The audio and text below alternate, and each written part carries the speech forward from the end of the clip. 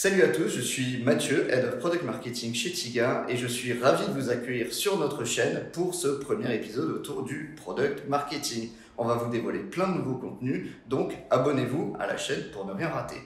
Il y a quelques jours, j'accueillais dans nos locaux juste derrière moi Chris et Caroline, deux experts et rockstars du Product Marketing. Ensemble, nous avons parlé pendant 1 heure de product marketing, du rôle, de ses compétences, de l'organisation et de la collaboration avec les autres équipes. Et c'est parti pour 1 heure de vidéo, je vous souhaite un très bon visionnage, je vous dis à très vite et d'ici là, prenez soin de vous.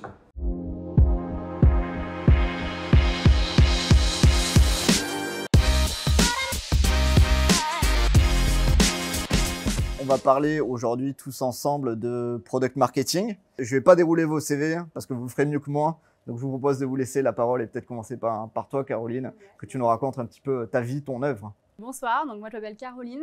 Après avoir passé à peu près 10-12 ans chez PayPal, où j'ai fait plusieurs rôles dans l'équipe l'organisation marketing. Donc j'ai fait du partenariat, du CRM, du branding, du marketing produit, à la fois en B2B et en B2C. Donc pas mal de choses différentes. Et là, ça fait 18 mois que je suis donc Head of Product Marketing chez BlaBlaCar, qui est donc une plateforme de covoiturage que je pense que tout le monde connaît. Qui ne connaît pas? Sinon, je peux expliquer. On a un farceur au premier rang. Très bien. Merci Caroline. Chris, de ton côté? Bonsoir, je m'appelle Christopher Hall. Je suis né en Afrique du Sud, grandi en Nouvelle-Zélande.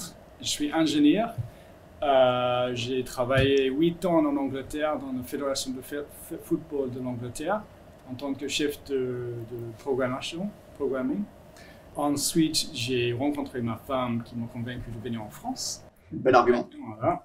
Et j'ai fait un MBA français. Et ensuite, j'ai joint l'équipe produit chez PayPal en France. Et j'y suis resté pendant 10 ans. Et maintenant, je suis Senior Product Marketing Manager pour la gamme de produits P2P, c'est paiement entre particuliers chez PayPal. Okay. PayPal, c'est un grand système de paiement sur Internet avec un demi-milliard de personnes qui l'utilisent. On n'a plus besoin de la présenter pour le coup. S'il y a des doutes sur BlaBlaCar, peut-être encore aujourd'hui, il y en a beaucoup moins sur PayPal. Alors donc du coup, moi j'ai travaillé donc, plus de 10 ans chez PayPal.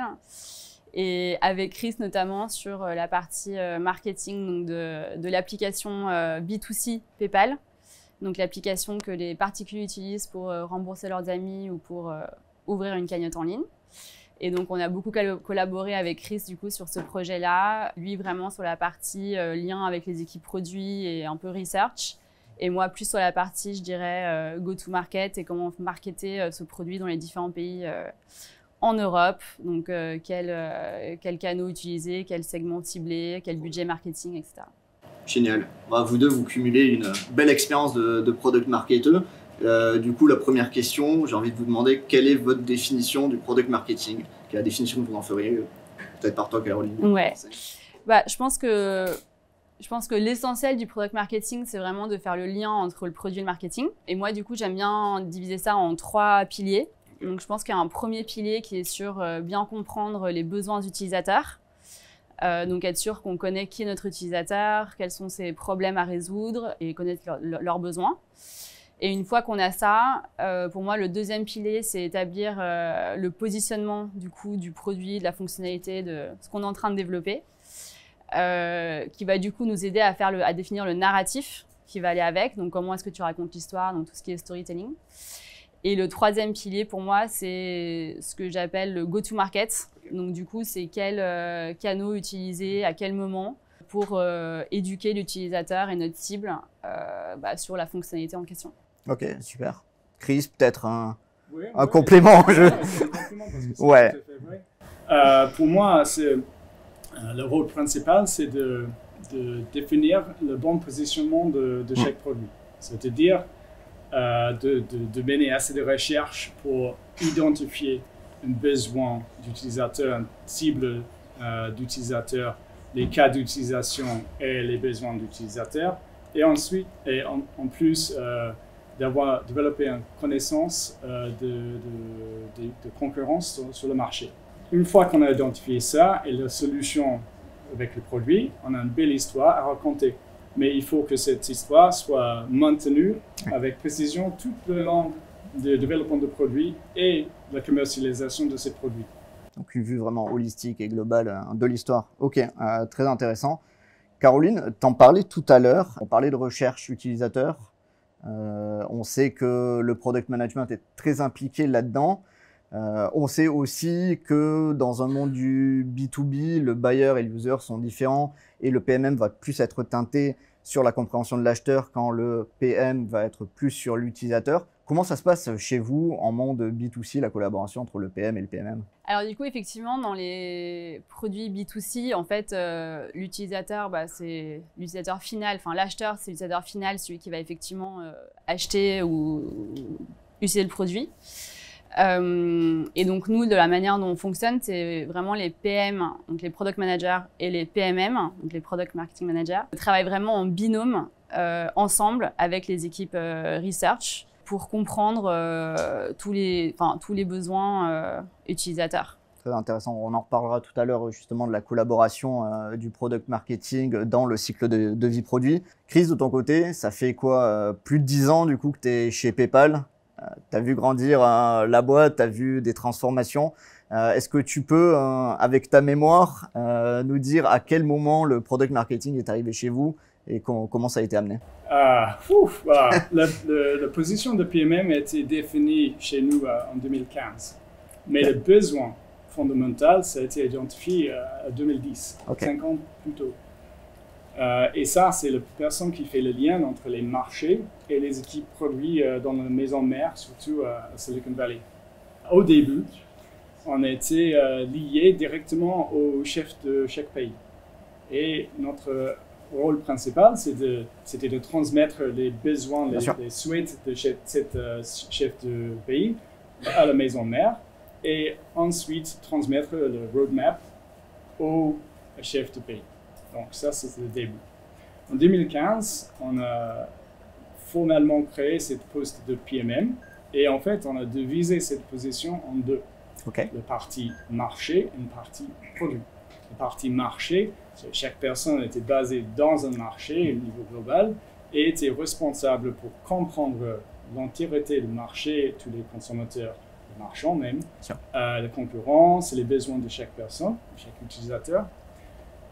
Et les équipes produits, comme moi, avaient une gamme de produits, P2P dans mon cas, mais d'une échelle globale.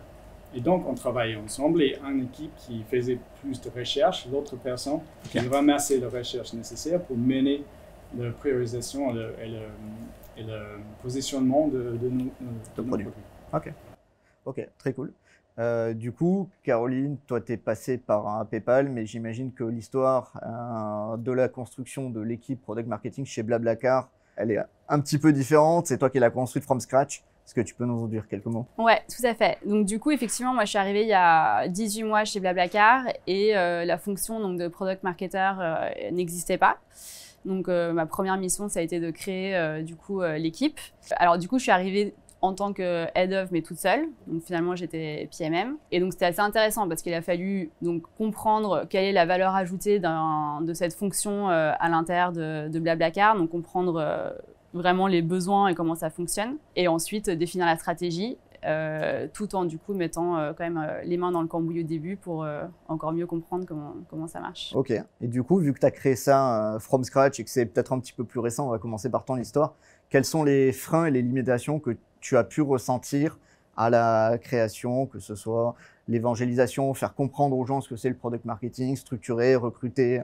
Alors, en fait, je pense que quand on crée une nouvelle équipe, le plus gros challenge, c'est un peu l'intégration avec les équipes existantes. J'ai eu de la chance parce qu'il se trouve qu'on a eu un accueil très chaleureux, enfin, j'ai eu un accueil très chaleureux en tant que PMM, et que les PM et les différentes personnes des équipes produits, designers, etc. attendaient vraiment le PMM les bras ouverts.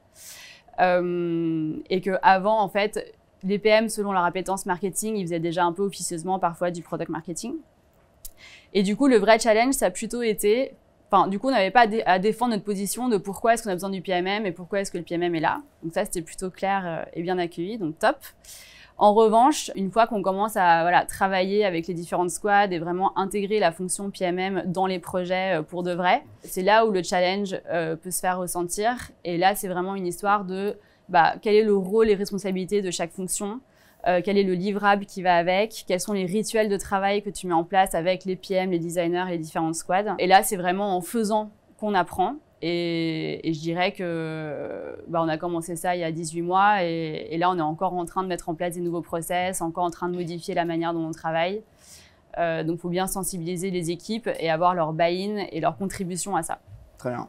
Ouais, c'est intéressant ce que tu dis parce que, comme tu disais, avant que le PMM existe chez vous, donc c'était les PM qui débordaient peut-être un petit peu de leur fonction. Donc, il y a une entente à trouver au début qui n'est pas toujours facile. Et à propos de ça, moi, je me pose une question. J'ai fait beaucoup d'interviews de CMO, de CPO de France et de Navarre. Et beaucoup disent qu'il faut attendre d'avoir une certaine maturité, notamment d'avoir son product market fit et une vraie équipe product lancée pour avoir du PMM. D'autres disent, pour éviter cet écueil, justement, d'intégrer du product marketing day one, parce que trouver son product market fit inclut la compréhension du marché. Peut-être vous avez un avis là-dessus, un sentiment, un niveau de maturité, day one? Oui, day one, vu que product marketing, ça fait product et marketing, un petit peu de chaque rôle, je crois que c'est pas forcément nécessaire de débuter avec ça, parce que si on commence avec un produit facile, un produit, un marché, et une personne qui gère le produit, une personne qui gère le marketing, tant qu'ils font bien le travail et s'entendent bien, ça peut facilement être, ils peuvent facilement faire le rôle de PMM. Mais au fur et à mesure que ce produit et le marché et la complexité évoluent, ils vont devoir ajouter un rôle de PMM pour essayer de maintenir un niveau de qualité de connaissance sur le marché et le stratégie go-to-market. Le problème, c'est de définir exactement quel est le bon moment. Parce que si tu attends trop longtemps, tu risques d'avoir des mauvaises habitudes qui s'installent sur le produit dont tu avais parlé. Okay. C'est difficile de changer une fois que c'est changé comme ça. Tu as un avis complémentaire peut-être ou Non, mais je suis d'accord. Je pense qu'au début, si tu as un PM ou un CEO ou un designer qui a une appétence marketing et qui déjà sait qu'il faut se poser la question de, en fait, quel est mon segment, quel est mon positionnement et quel est mon narratif, et qui a le réflexe de se poser ces questions-là, après tu peux y répondre plus ou moins bien avec plus ou moins d'expertise, mais au moins de se poser ces questions-là, je pense que ça peut tout à fait marcher au début. Et après, la question, c'est effectivement, plus tu rajoutes des fonctionnalités, des produits, des marchés, là, tu as un peu besoin d'industrialiser, de scaler ça avec une vraie expertise pour complémenter l'équipe. Ouais, je suis d'accord avec vous. Hein. Ce que j'aime dire souvent, c'est que le rôle de PMM ne doit pas nécessairement être là day one. Par contre, les compétences de product marketing doivent être forcément portées par des personnes dans l'entreprise. Comme tu disais, s'il y a un produit qui est bien géré, un market qui bosse bien, un CEO qui s'est bien positionné, ça va marcher tout seul. Après, la boîte va grandir, on va ajouter des produits. Le CEO, il aura peut-être d'autres choses à faire aussi que de faire son positionnement produit, donc ça interviendra après. Donc, je fais vraiment la distinction. C'est vrai que le rôle de PMM peut venir plus tard. On parlera tout à l'heure d'organisation et de savoir au bout de combien de product managers je rajoute un PMM dans mes équipes. Mais en tout cas, les compétences de positionnement, de connaissance du marché, de messaging aussi pour sortir la value proposition de son produit est assez importante. C'est une discussion assez early stage. On va peut-être repartir dans vos contextes. Vous êtes dans des belles boîtes bien structurées. Toi, tu as participé à la création de l'équipe PMM du coup chez PayPal. Quel était ton rôle premier dans cette organisation, dans cette stratégie de création? En tant que It's been a while. Oui, donc participant, en fait, wow. Le problème pour nous, c'est qu'on a évolué tellement chaque année que chaque année, on a une restructuration importante dans la société, dans l'équipe PMM. Donc, c'était difficile de suivre le fil partout, surtout qu'au début, quand on a commencé, on a identifié nous-mêmes le besoin de PMM. Mais la société, l'équipe produit, n'a pas du tout partagé cette vie. Donc, c'était l'inverse de Caroline qui était accueillie à bras ouverts. Nous, c'était l'inverse. C'était pourquoi tu existes. Parce que toi, tu étais PMM avant ou tu es devenu avec la création du PMM, tu t'es dit ça m'intéresse? Au début, j'étais chef de produit. Ouais. Ensuite, qu'on appelle les solution manager. Et de plus en plus, on approchait cette idée de PMM. Une fois qu'on a identifié ce besoin de la société, on était obligé de convaincre la société qu'on était nécessaire. Et là, avec, tu avais les chefs de produits, les designers, les recherches utilisateurs, les recherches marché, partout. Il y avait plusieurs équipes qui se battaient pour avoir l'influence sur le roadmap produit. Et nous, quand on arrivait, en fait, on a une idée aussi. Là, vraiment, c'était compliqué. Oui, en plus, tu arrives au milieu avec un petit peu de brand, un petit peu de content, un petit peu de message, un petit peu de produit, voilà. Parce qu'on est l'interface au final de toutes les équipes. Donc, c'est vrai que tu sèmes un peu la zizanie, ça n'a pas dû être facile. Non, c'est ça. Et donc, pour essayer de creuser là, on a trouvé un product owner qui était sympa, qui était prêt à jouer le jeu. Il avait un petit projet, donc ça allait. On a dû faire énormément de recherches pour comprendre les marchés de cet produit, identifier tous les éléments de positionnement et travailler avec lui.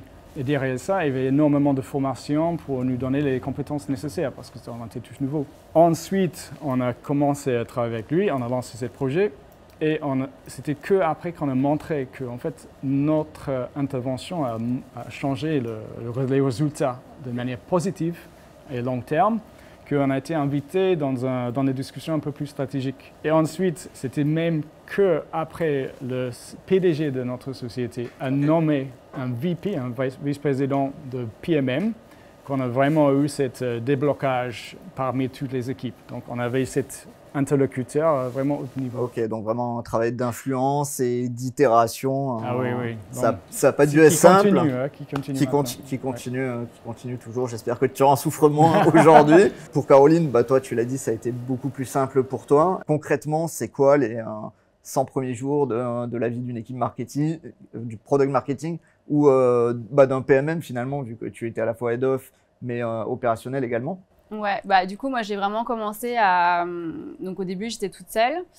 Et j'ai vraiment commencé à d'abord comprendre comment les équipes produits fonctionnaient, comment les squads fonctionnaient, quelles étaient leurs priorités, quels étaient leurs challenges. Je me suis aussi pas mal penchée sur regarder comment les choses étaient déroulées et s'il y avait un PMM qui avait été là, est-ce que les choses auraient été faites développer différemment ou positionnées différemment ou avec un go-to-market différent. Donc ça, il faut quand même bien analyser et bien comprendre.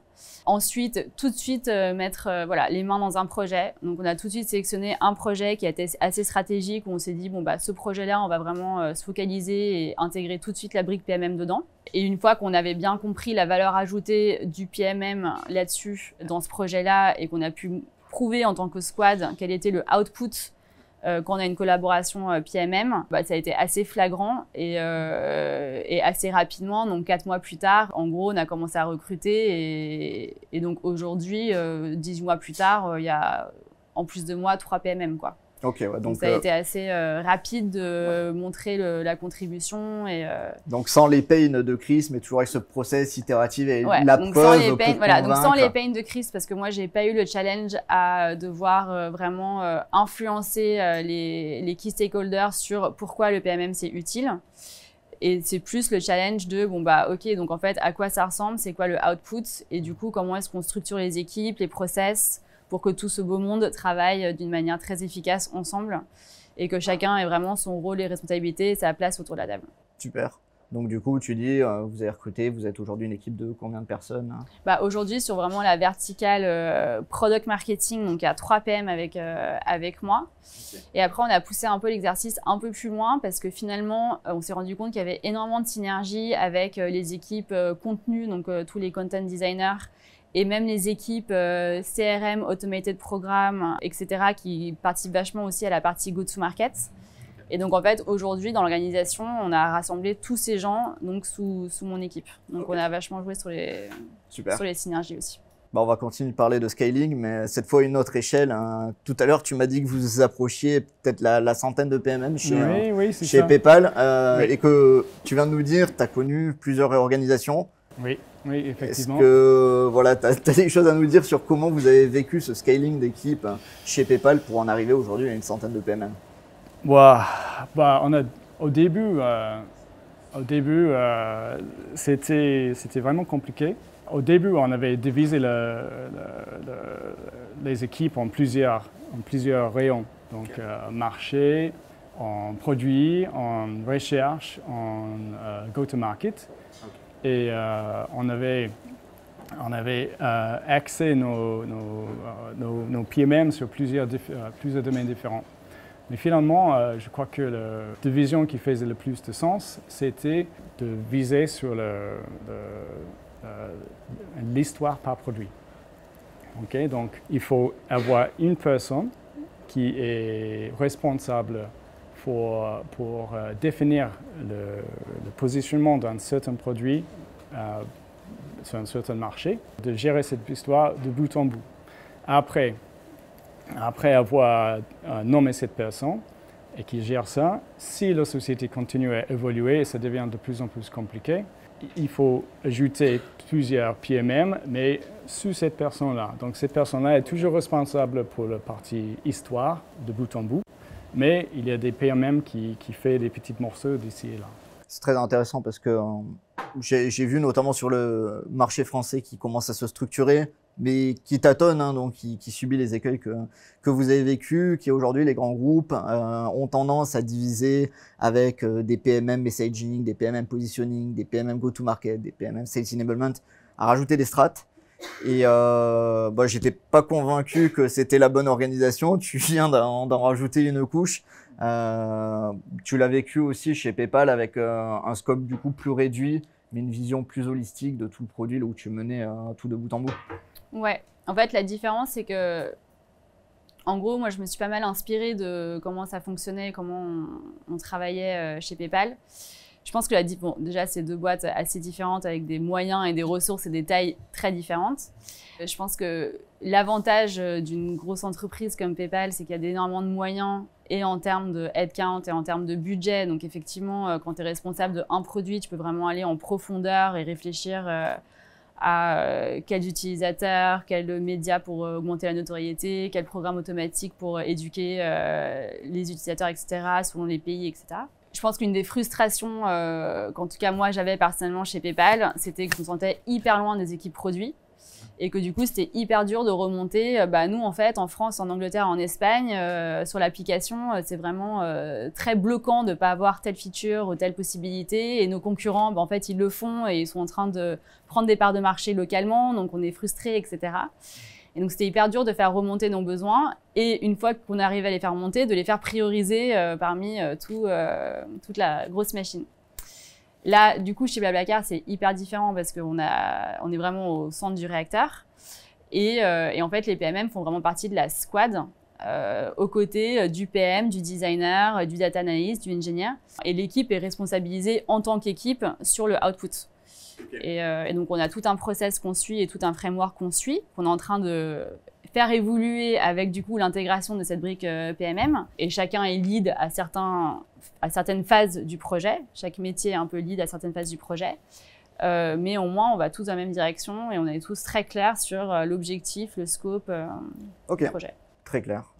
Donc, ouais, si je résume, donc plutôt en découpage par portfolio ou par jobs to be done, mais moins de découpage horizontal et quand il faut introduire des spécialités, toujours en lead qui garde la vision holistique pour raconter la belle histoire du début jusqu'à la fin du cycle de vie. Et tu viens d'en parler justement, si on parle un petit peu d'organisation, c'est la fameuse question qui fâche, hein, là où personne n'arrive à se mettre d'accord, il n'y a peut-être pas une bonne réponse, mais le product marketing chez le CPO ou chez le CMO.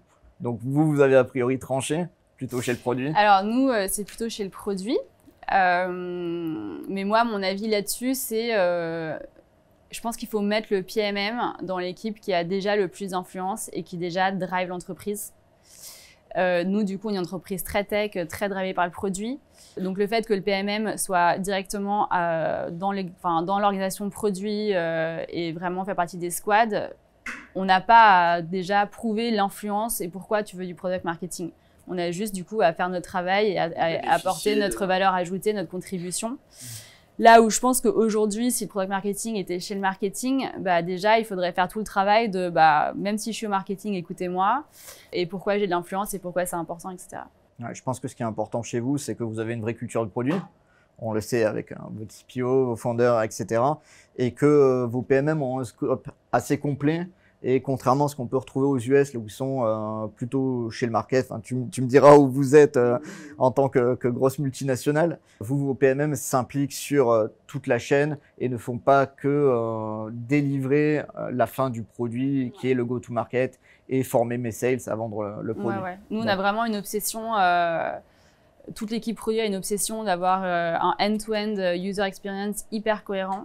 En gros, l'utilisateur ne doit pas savoir qu'à tel touchpoint ou telle partie de l'écran, c'est pas le PMM, mais c'est l'équipe design ou le CRM qui a géré le truc. Et donc, du coup, c'est hyper important qu'on garde cette cohérence-là. Et on est divisé par segments. Donc, on a des squads et des PMM passagers, des squads, des PMM conducteurs. Enfin, on se focalise sur chaque segment. Ouais. Et du coup, vous, chez PayPal, il est où? Tu m'as dit que vous avez la chance d'avoir un VP qui a débloqué ça. Est-ce qu'il est entre les deux? Ça change souvent. En fait, au début, on était lié avec le pays. Après, c'était produit. Ensuite, c'était CMO. Maintenant, c'est product encore. Faites le ping-pong. Oui, on fait un peu de ping-pong. Donc, en fait, ça peut être n'importe où. Et l'influence, c'est le primordial, surtout dans mon cas. Il faut continuer à influencer. Mais il faut aussi prendre en compte leurs besoins. Donc, si vous êtes parachuté dans une société avec une équipe produit qui est performant, qui fait très bien le travail de PMM, ce côté-là, et qui produit des produits sur le marché qui va bien, qui sont bien positionnés. Et derrière, une équipe marketing qui n'est pas très efficace, qui ne sait pas traduire ça en go-to-market qui marche. Dans ce cas-là, peut-être il faut mieux être partie CMO pour aider à développer ses compétences de go-to-market strategy plutôt que l'inverse. Mais il faut vraiment bien travailler quand même avec les produits. Et l'inverse, si jamais il y a une équipe marketing performant, une équipe produit qui ne fait pas bien le travail, c'est compliqué. Parfait, tout est dit. Je pense que nos interlocuteurs, ils nous ont écoutés pendant 3 minutes pour qu'on dise au final, il n'y a pas de réponse, il n'y a pas d'organisation standard. Ça vaut également pour les organisations produits. Il n'y a pas de modèle qui marche, ou il y a des modèles qui marchent et qui vont moins bien marcher dans le temps. Donc, c'est toujours des choses qu'il faut ajuster. Et comme tu dis, le meilleur endroit, c'est là où il va mieux performer pour maintenant, on est dans l'équipe produit, mais on est plutôt axé marketing, go-to-market strategy, parce qu'on a vu qu'il y a un besoin. Ok, très bien. Et du coup, Caroline, toi, tu parlais donc des PMM qui sont très proches de l'équipe produit, quasiment des binômes, presque. C'est une question qui revient souvent aussi. Quel ratio de PMM je dois avoir pour un nombre de PM?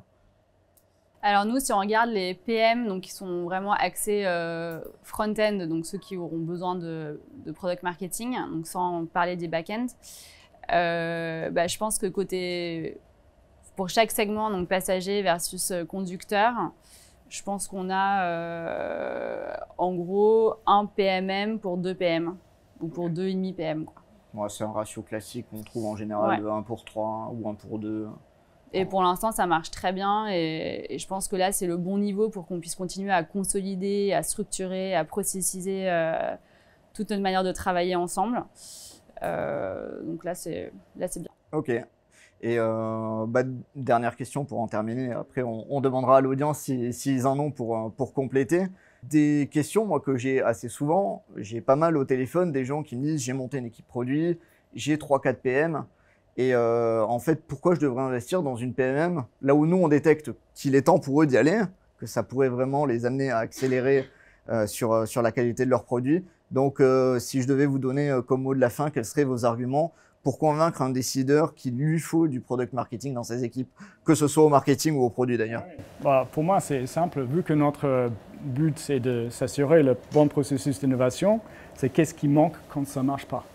Le premier, c'est que vous gâchez énormément de ressources sur la partie développement et temps. Donc, tu développes des produits qui ne sont pas utiles et donc qui ne fonctionnent pas très bien dans le marché.